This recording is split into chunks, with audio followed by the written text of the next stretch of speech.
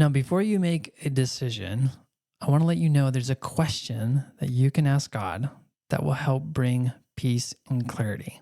And if you're anything like me, you want to make the right choice. You have decisions in your life and you want to make sure that God is involved in the experience. You want to pray always and counsel with God in all your doings.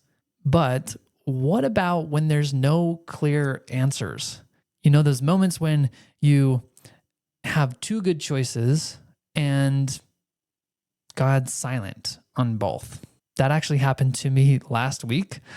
And even though I have helped hundreds of people in being able to listen to God, He showed me something I had never seen before, something that changed the way I make decisions. And today I want to share that with you because this one question may be the thing that brings you a sense of peace, a sense of clarity. It will definitely bring you deeper connection with God and a clear view on who you really are. So this just happened last week. It was spring break and I'm at my in-laws and I needed to take a break. I drove out away to connect with God. A couple hours passed by and I get a call from my wife. And she's asking, "Hey, are you going to come home yet? Because we're sitting around waiting for you to come home so that we can go and fly a kite with the kids. We don't want you to be locked out of the house." And she sounded kind of frustrated.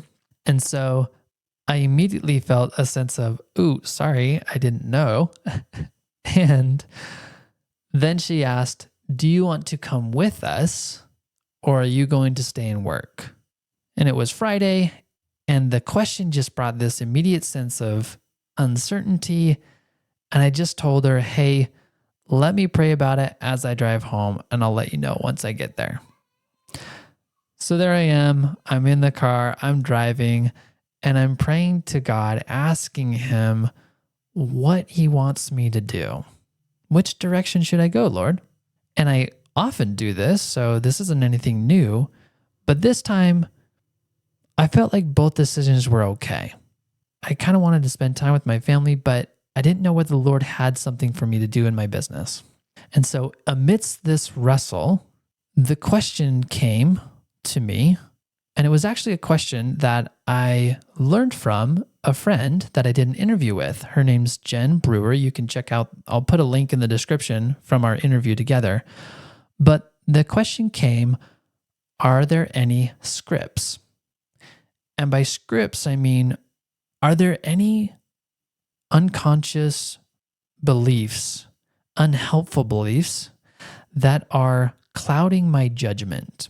Are there any programs, any conditioning, any cultural beliefs of society that I am holding on to here that is stopping me from hearing your voice and from being clear in this decision? That's what I mean by scripts. It's like, okay, so are there any scripts here? I get the sense that yes, there is. I ask God the question, what are the scripts? And immediately what came to my mind was the sense that I would be judged if I chose to work. I was afraid of my wife judging me, my in-laws judging me, my kids being upset, and just feeling like I wasn't going to be approved of and accepted if I chose to work. And then on the flip side, there's kind of the beliefs of if I don't work, then I can't provide for my family. So there's all these beliefs going on. And I just share all of that with the Lord. He brought up these beliefs. They just came to mind, just like, oh, I know what scripts I'm believing. I know what programs of the world. I know what lies I'm believing in. And you do too. It will just come to you. You'll know it when you ask the question. And it's those lies that the Lord wants to address. And so I bring all this to the Lord and I say, Lord, can you just take these? And this was something else that I learned from my friend, because the atonement, that's what it's for. That's what Christ died for, is so that we don't have to suffer so much for our sins, that we can give them to Him. So I asked the Lord, I said, hey, can you just remove these lies from my life? I don't have to I don't have to go back to my history. I don't have to reflect on my earliest memory. Just, Lord, can you take these away? And he said, yeah, I can take them. So I just let him have it. Here's my rocks. Here's my burdens. Here's my heavy backpack. You just take it all. And I felt this sense of peace, because the truth is, none of those lies, this idea that I'm a bad dad if I choose to work, or a bad husband and father, I am irresponsible if I don't choose to work, all of those lies are not from God. It was all just old programming, old shame, old fears. And the moment that Christ took them away is the moment that I felt at peace. And he also brought with it this sense. I remember hearing him say, Tyson, you know that I'm not going to judge you. I love you no matter what you choose, because you're my son. And you don't need to let other people's opinions determine how you think about yourself. I can provide for you. I can support you. I won't judge you.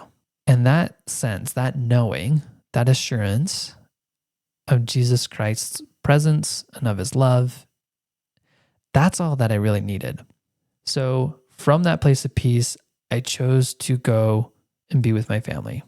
And I felt at peace with that decision. Not because I made the right choice, but because I finally saw the real choice, which was choosing from love versus fear. Now, this pattern of asking deeper questions and insecurity, this isn't just new to me. You experience it, and people in the scriptures experienced it. One account that I love is the account of Gideon. And in the scriptures, you can find this in Judges chapter 6. Our story of Gideon starts with him threshing some wheat and hiding from the Midianites, because at the time they were persecuting the Israelites. They were stealing, they were hurting them, and the Israelites were like in the mountains and the caves. So here's Gideon. He's threshing wheat, and the Lord comes and he says, "The Lord is with you, mighty man of valor.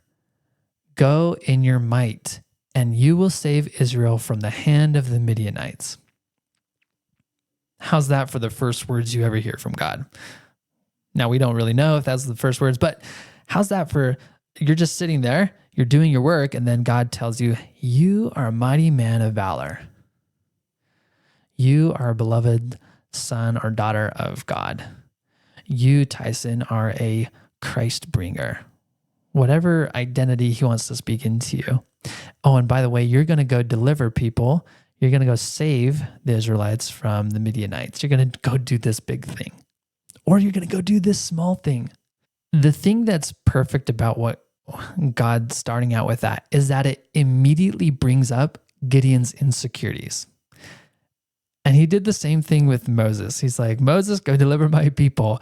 And Moses immediately says, who am I to go to Pharaoh? And this is what Gideon says. He says, how can I save Israel? My clan is the weakest, and I am the lowest in the clan. I'm like the lowest of the low.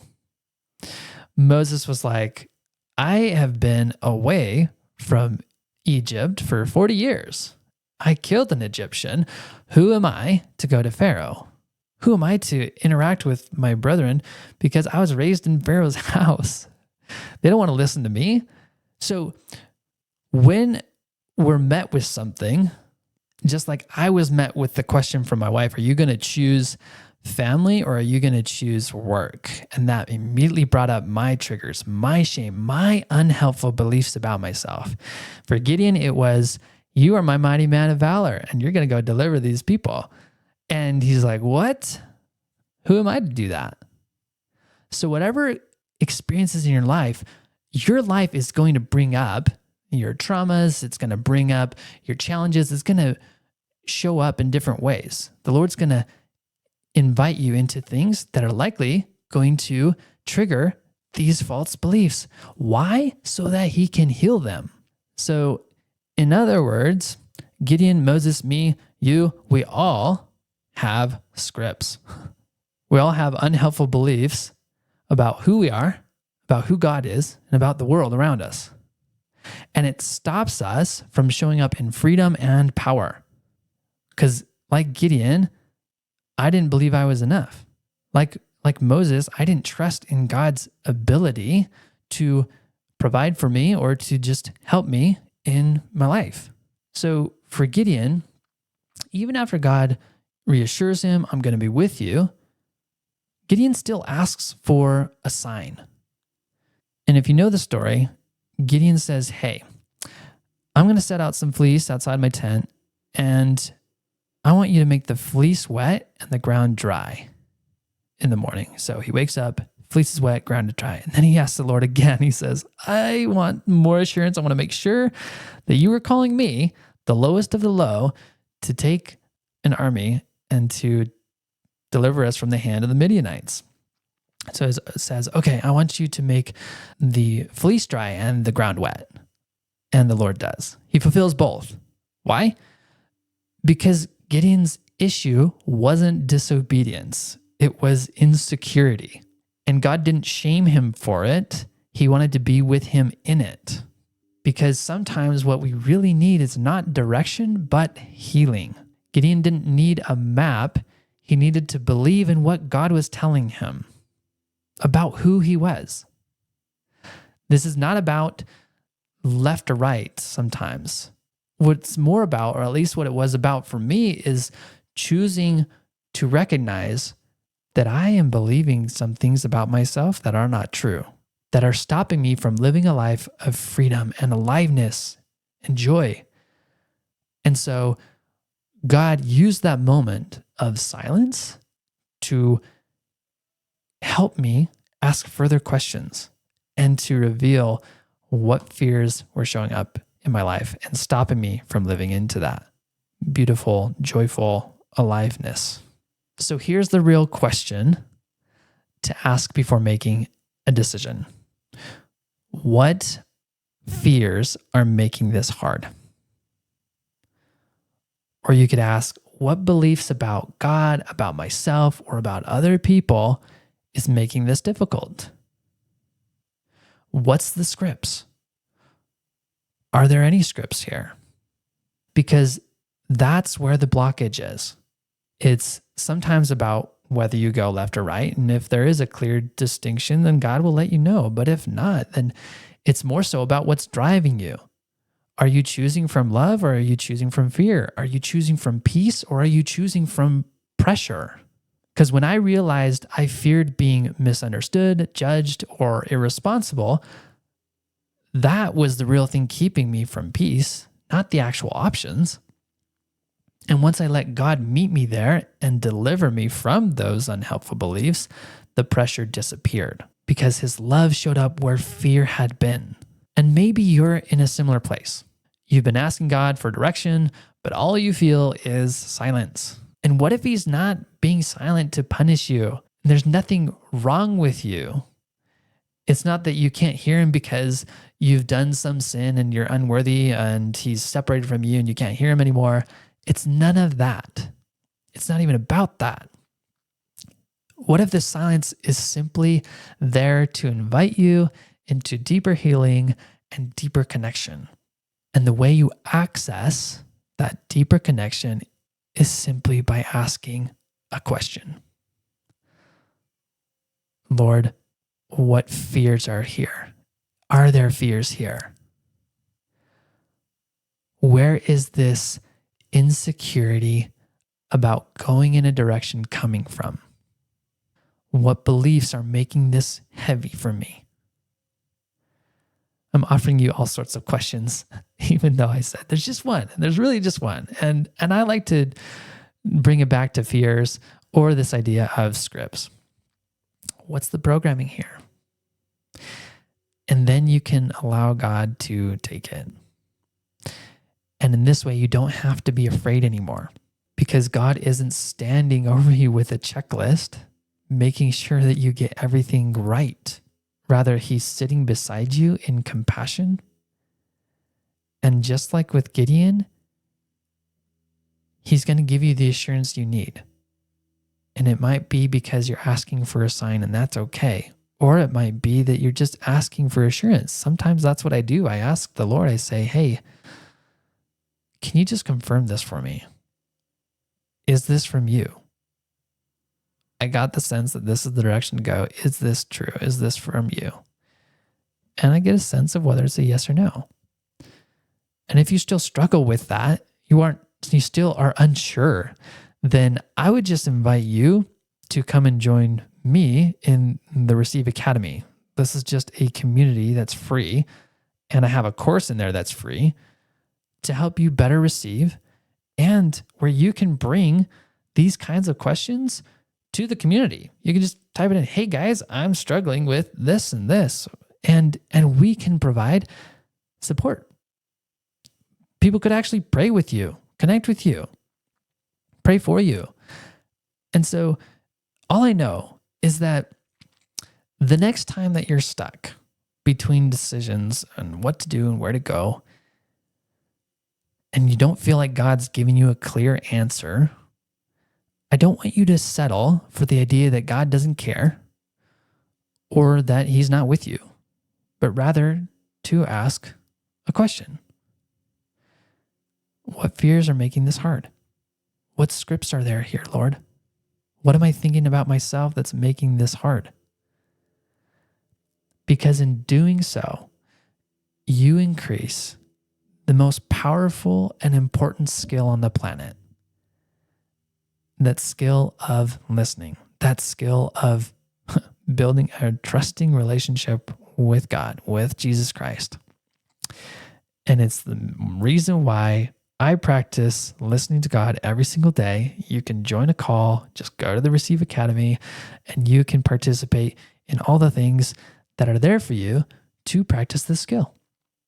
It's all there. All you got to do is just click on the button in the description, click on the link, and you can come. And I just know that I am seeking to walk daily with God, walking and talking with him and all that I'm doing. And I want to share these learnings with you.